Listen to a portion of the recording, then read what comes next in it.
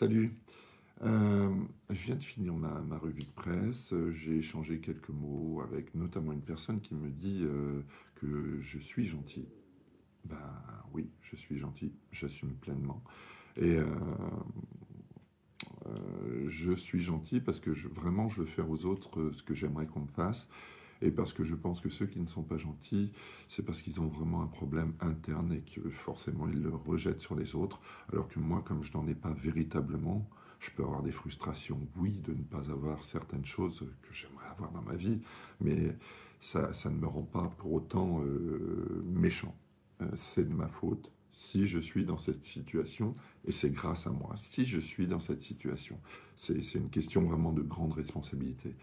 Euh, se responsabiliser, de ne pas reposer sur les autres les fautes. Et ce que je veux dire par là, c'est que entre la revue de presse et cette réflexion juste, euh, et en plus, quand je suis gentil, mais je ne dis pas des choses que je ne pense pas. C'est-à-dire que je ne dis que les choses que je pense. Et je ne dirai pas, pour faire une flatterie ou un compliment, ce que je peux faire, hein, je ne dirai pas quelque chose qui est faux. Je dis toujours ce que je pense. D'autant plus si ce sont des personnes que j'apprécie particulièrement, bien sûr, je dirai encore plus aisément les choses. Mais c'est étroitement lié à cette revue de presse que j'ai vue où je me suis dit, encore une fois, une énième fois, euh, ça manque de deux choses dans le résultat. Ça manque d'empathie et ça manque de discernement. Et je pense qu'on est tous venus ici, pour des missions ou une mission en particulier. Et moi, j'ai toujours eu cette volonté de communiquer, de passer des expériences, des messages, etc. Et je me dis oui, euh, je me réclame libre penseur, gentil mais acide, mais corrosif. C'est pour ça que certaines personnes peuvent être dérangées par mes propos, parce que je n'y vais pas avec le dos de la cuillère, et ayant un verbe plutôt acéré, je peux l'utiliser à bon escient. Euh, pour bien faire comprendre, c'est ma façon pédagogique aussi de faire passer des choses beaucoup plus puissantes avec les mots les plus justes possibles. Mais ma mission, c'est ce que je voulais dire, parce que là je parle de moi, mais comme je pense ne pas parler souvent de moi, je me permets sur cette vidéo qui va être sûrement un peu plus longue, mais parce que je veux que vous me connaissiez aussi, même s'il y en a beaucoup qui me suivent depuis un moment, donc qui me connaissent, hein, mais du moins qui me connaissent, et ça aussi je veux le dire, qui me connaissent au travers des propos et des messages et des latitudes que j'ai. Parce que pour vraiment connaître quelqu'un, il ne faut pas que cette personne se vante de quelque chose, de je suis fort, je suis gentil, je suis intelligent. Non, c'est au travers de ses propos, de ses actes, oui, de ses actes, de ses faits, ouais, de ses actions qu'on voit vraiment la personne. Donc, ça demande, et j'en reviens, j'ai du mal à y aller, mais je sais que cette vidéo, elle va être un peu brouillon parce que j'ai beaucoup de choses à dire, et je vais essayer de le faire court, mais je ne suis pas sûr d'y arriver. C'est, je veux libérer les gens. Non, pardon, c'est faux. Je veux les aider à se libérer eux-mêmes. Leur donner les bonnes questions. Je pense que le coaching, c'est ça. C'est, bien sûr, on donne des conseils, mais majoritairement, les meilleurs conseils qu'on puisse donner, c'est ceux qu'on ne donne pas. C'est-à-dire amener les gens à se poser la bonne question. Et nous, on doit poser la bonne question à la personne. C'est ça le plus important. C'est cette question qui va faire que la personne va se remettre en question, en cause, et se dire « Ah oui, là-dessus, ah oui, là-dessus, ah oui, là-dessus ». Et à l'époque, quand je faisais... parce que dans mes quelques vies, j'allais dans les collèges et lycées, et je faisais donc ces analyses filmiques de photos, et j'essayais de faire comprendre aux gens qu'il n'y a pas que l'histoire qui compte. Il y a le thème sous-jacent, il y a le message de l'auteur ou du réalisateur, des fois ce sont les deux mêmes personnes, et il passe un message, un thème dans le thème très important, qui n'est pas forcément lisible à première vue dans l'histoire. Et c'est ce message sous-jacent, comme la relation à l'autre, qui est important. La relation à l'autre, c'est, oui, tu me dis par tes mots des choses claires, mais par des sous-entendus, les choses sont encore plus importantes. Qu'est-ce qu'il y a dans le sous-entendu? Tu me dis de toi, tu me dis peut-être d'entre nous. Tu me fais passer des messages sans me les dire très clairement, et, et c'est important pour ne pas se faire flouer, pour bien comprendre l'autre, pour bien aimer l'autre. Il faut aller vraiment dans la source, c'est-à-dire le sous-entendu qui peut être gestuel simplement, hein. Mais ça, c'est hyper important. Et je pense que ça, c'est vraiment un acte d'amour. Et l'acte d'amour dans le sens le plus large du terme, c'est-à-dire je m'intéresse à toi. Je m'intéresse à toi, je veux te connaître, donc ça, c'est l'acte d'amour ultime. Et bien sûr, il le faut il le faut continuellement dans l'amitié, dans le rapport à l'autre, dans le rapport amoureux, dans le rapport à ses enfants, ça c'est évident, mais je pense qu'il doit être aussi dans chaque acte, pour ne pas être complètement dans un rapport vide et creux. Et donc, par rapport à ces écoles, ce que je faisais, ou quand je le faisais aussi pour des cinémas ou dans les maisons de quartier, ou quand je travaillais pour un cinéma en particulier à Rouen, euh, quand les groupes, j'essayais de les aider à se poser les bonnes questions. Parce que c'est ça qui est important. Et dans cette période où, je le redis, hein, il y a des manipulations à tous les étages, et notamment des médias profondément corrompus, la seule question que vous pouvez déjà vous poser, c'est à qui appartiennent les médias? Qui les contrôle? Si vous vous posez cette question, si vous avez la réponse, vous verrez ce qu'ils prônent et ce qu'ils détruisent. Et après, vous saurez que ce qu'ils détruisent, c'est peut-être quelque chose d'intéressant, et ce qu'ils prônent, c'est peut-être pas quelque chose d'intéressant. Mais ça, je vous donne mon point de vue, mais libre à vous de faire votre enquête, parce que c'est important aussi, pour être un libre penseur, de faire ces démarches-là, d'aller chercher les choses. Vous aimez les enquêtes policières, c'est ce qui marche le plus, et dans votre vraie vie, vous n'allez pas chercher les sous-entendus, comme je vous l'ai dit précédemment, les messages donc cachés, résoudre des énigmes, c'est-à-dire, ah oui, on dit que c'est un fake. Oui, mais qui dit que c'est un fake? À part celui même qui crée le fake, c'est-à-dire souvent l'État et les médias qui sont complètement à sa botte. Et 9 financiers ont tous les médias, hein. Voilà. Si vous savez ça, vous savez tout. Voilà. Et ces 9 financiers, s'ils ont tous les médias, les politiques, bah, politiques, je dis bien politiciens et non politiciens, sont forcément... Voilà.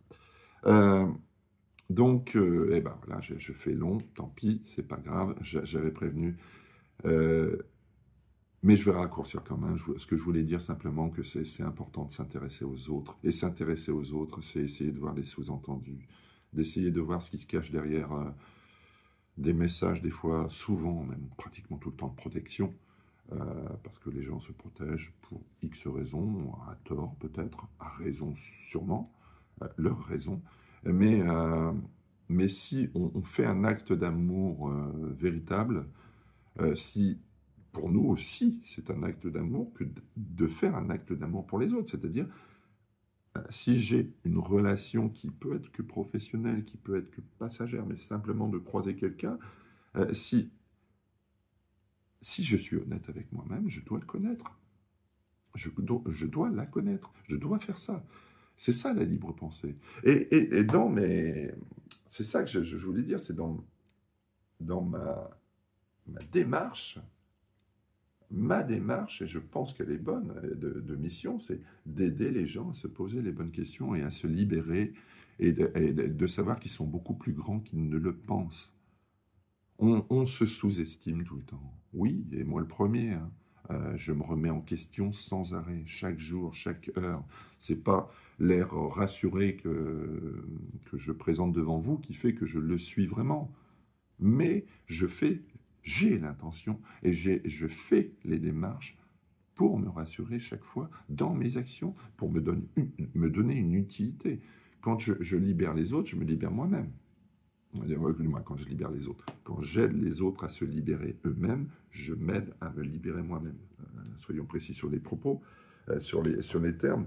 Et oui, le libre arbitre, c'est hyper important. Et c'est vrai que le discernement, pour moi, le discernement par rapport à tous les problèmes qu'on a dans la vie personnelle, qu'on observe de l'extérieur, c'est étroitement lié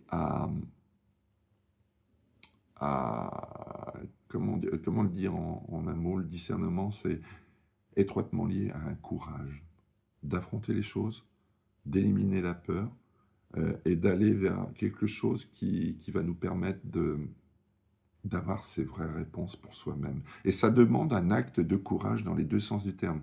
Courage d'affronter ses peurs et courage de faire l'effort. Et c'est hyper important. Et c'est ce que, pour en finir, hein, ce que je voulais dire, mais de toute façon, je me suis perdu parce que j'avais tellement de choses à dire. Et c'est vrai que j'ai voulu me présenter un peu plus précisément cette fois-ci. Euh, ma mission de vie, c'est d'aider les gens à se libérer, ce que j'essaye de faire au tennis aussi.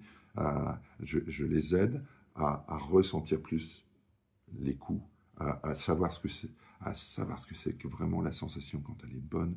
Et souvent, ça passe. Je sais, malheureusement, ça passe sûrement pas avec tout le monde, mais j'arrive à faire passer cette passion parce que ça, c'est important. Euh, le- je dois être un passeur de passion. Eh bien, c'est pareil dans la vie, quand je fais avec vous le coaching, que ce soit dans le magnétisme, la diesthésie, etc., c'est, et de vie aussi, c'est vous aider à avoir le goût du goût. Et donc, par vous-même, de vous libérer, parce que je ne suis pas un gourou, loin de là. Je suis juste quelqu'un qui a quelques petites astuces, des petits tips, et qui vous les fournit, qui vous les offre. Parce que je vous dis, si je vous offre les choses, si je vous aime, je reçois l'amour en retour, parce que le fait que mon énergie soit positive à votre égard, vous, consciemment ou inconsciemment, vous me le renvoyez. Et je le ressens. Et, ce que j'aimerais qu'il soit rétabli à l'école et partout, et là, c'est mon côté complotiste qui va ressortir, hein, que j'assume pleinement, et je crois que c'est même une valeur sûre maintenant à notre époque, quand on voit tout ce qu'on a dit depuis 4 ans et tout ce qui se révèle maintenant, on n'est pas surpris vu qu'on le sait depuis des années. Mais bon, bref.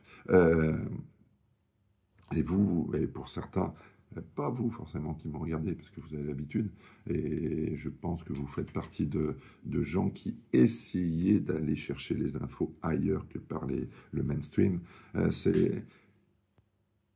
Je me perds finalement parce que j'ai tellement de choses à dire et j'essaye de faire court et je suis déjà trop long. Oh là là là là. Euh, c'est... je me suis vraiment perdu là. C'est juste essayer de vous rendre service en vous posant les bonnes questions, en allant chercher les bonnes infos. On est en 2025. En 2025, si on veut des infos, on les a. Si on n'est pas dans le déni, on les a. Donc, allez chercher les infos. Et vous les aurez. Et cherchez à vous libérer. Et vous serez heureux. Ou en tout cas, vous vous sentirez plus en adéquation avec vous-même. Et le discernement et l'empathie sont les deux solutions à tout. L'empathie, parce que ça vous mettra en position d'amour. Et pour moi, il n'y a que l'amour d'un côté et que la peur de l'autre. C'est l'affrontement. Quand on vient ici, c'est pour affronter l'un ou l'autre. Si on n'est pas dans l'amour, on est dans la peur. Peur de quitter une situation qui est inconfortable pour aller dans une situation qui normalement nous convient mieux, parce que c'est la condition d'amour, mais qui peut être difficile, qui demande des sacrifices, c'est vrai. Mais voilà. Et le discernement, c'est de se dire, là, c'est qu'est-ce qui résonne en moi et qu'est-ce qui ne résonne pas ou ne résonne plus en moi. C'est hyper important, ça. Je me suis perdu, mais je pense avoir dit quand même beaucoup de choses qui peuvent être intéressantes. Et moi, ce que j'aimerais vraiment, c'est qu'à l'école et partout, les gens réapprennent l'empathie et le discernement. Parce que s'ils réapprennent ces deux notions, s'ils comprennent que ce sont les deux notions les plus importantes de tous les temps, ils seront mieux dans leur vie. Et le monde entier sera mieux dans sa vie. Parce que si j'ai de l'empathie avec toi, je ne te ferai pas de mal.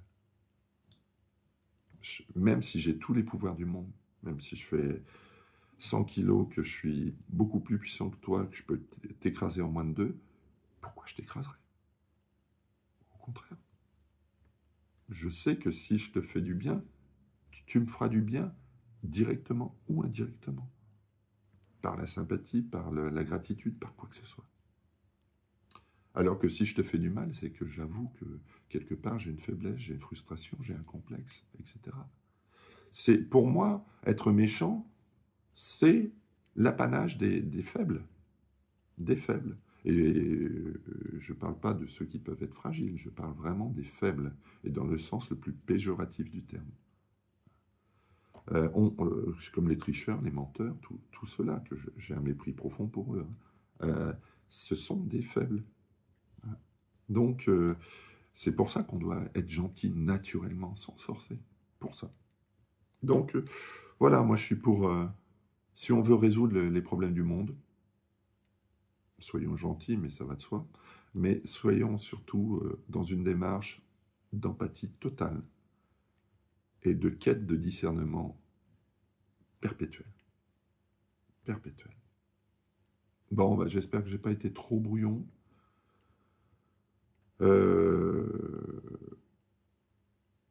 Bah, je pense que dans cette vidéo, en tout cas, si vous voulez me connaître, vous avez des aspects.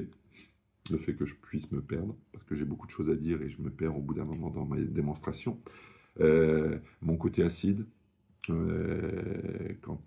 parce que c'est de la politique, je vous parle de politique.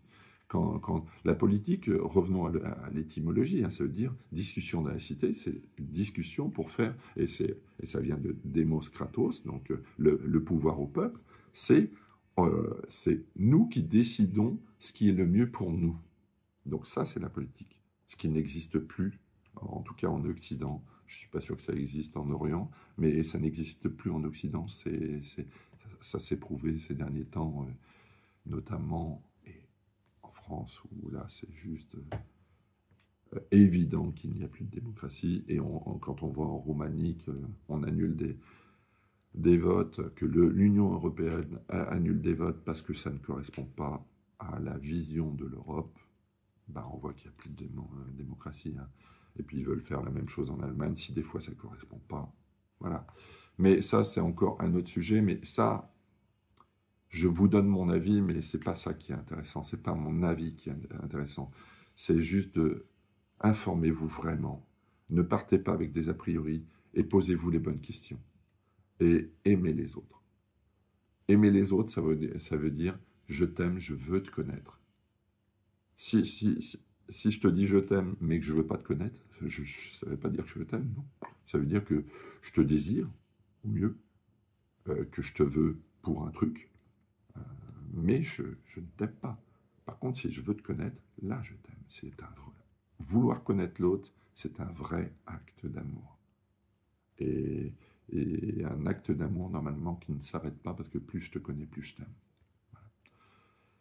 Voilà, bah je n'ai pas fait le tour parce que j'étais totalement brouillon, mais pour ceux qui ont été jusqu'au bout, eh ben, n'hésitez pas, encore une fois, à me laisser des messages.